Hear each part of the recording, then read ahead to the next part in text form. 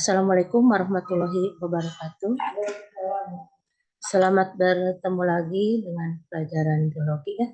Alhamdulillah semua pada sehat. Nah, dalam kesempatan ini Ibu akan membahas tentang pembelahan sel berupa lanjutan kemarin ya. Di antaranya adalah pembelahan sel pada manusia, di antaranya dalam pembentukan sel kelamin ya, atau yang disebut dengan gametogenesis. Gametogenesis pada hewan dan manusia ada dua macam. Di antaranya yang pertama spermatogenesis, yang kedua adalah oogenesis. Nah, yang pertama kita akan bahas dulu spermatogenesis. Spermatogenesis adalah pembentukan spermatozoa di dalam testis. Ya.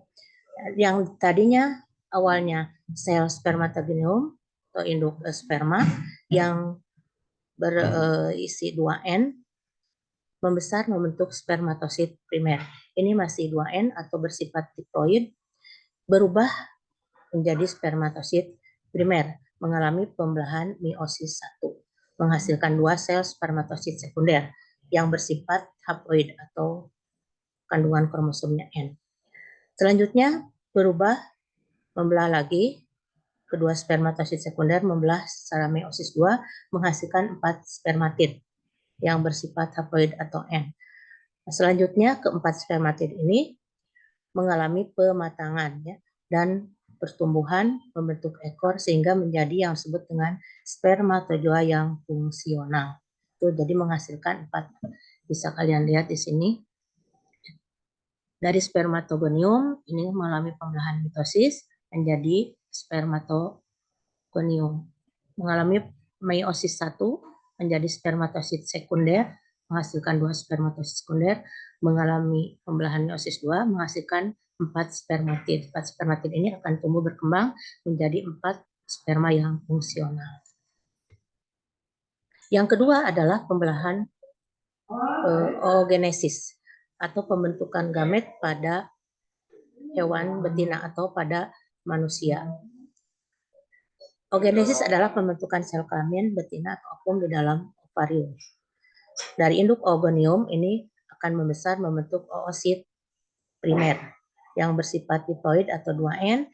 Selanjutnya mengalami pembelahan meiosis 1 menghasilkan oosit sekunder atau N yang berukuran lebih besar dan badan polar 1 ukurannya lebih kecil atau disebut badan kutub 1. Selanjutnya masing-masing sel tadi oosit sekunder dan badan polar 1 ini membelah secara meiosis 2. Oosit sekunder dan badan polar 1 akan membelah secara meiosis 2 menghasilkan 1 sel yang berukuran lebih besar yang disebut ootid bersifat haploid atau N dan akan menghasilkan 3 sel badan polar 2 bersifat N. Dari 3 badan polar ini mengalami degenerasi dan hancur, sedangkan ootid ini akan tumbuh fungsional menjadi 1 ovum. Itu pada oogenesis. Yang selanjutnya adalah gametogenesis pada tumbuhan tingkat tinggi. Ada 2 macam. Yang pertama mikrosporogenesis, yang kedua megasporogenesis. Kita bahas dulu yang mikrosporogenesis. Mikrosporogenesis adalah pembentukan mikrospora. Terjadi pada serbuk sari atau pala di kantong sari. Sel induk spora atau mikrospora membelah secara meiosis menghasilkan 4 sel mikrospora atau N yang menempel menjadi 1. Selanjutnya masing-masing mikrospora memisah dan berkembang menjadi butir serbuk sari. Selanjutnya nuklus mengalami karyokinesis atau pembelahan inti secara mitosis tanpa pembelahan sitoplasma, menghasilkan nuklus generatif dan nuklus tabung. Selanjutnya nuklus generatif mengalami karyokinesis 2 menjadi nuklus sperma 1 dan nuklus sperma 2. Atau bisa kalian lihat ini gambarnya ya.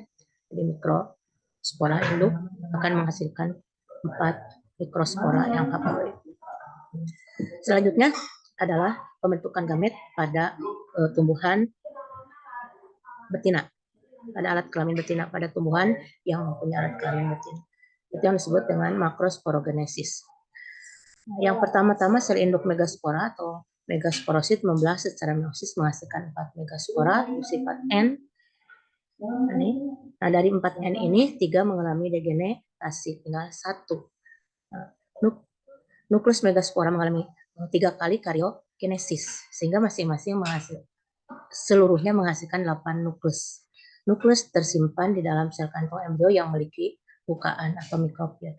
8 nukleus menempatkan diri satu inti di dekat mikrofil menjadi opum, 2 inti yang menjadi opum disebut sinergid dan akan mati, 2 inti bergabung menjadi pusi, nukleus polar 2N, 3 inti di daerah kalaja berseberangan dengan mikrofil disebut antipoda. Jadi gambarannya ini hasil dari megasporogenesis yang ada pada putik atau pada alat kelamin betina.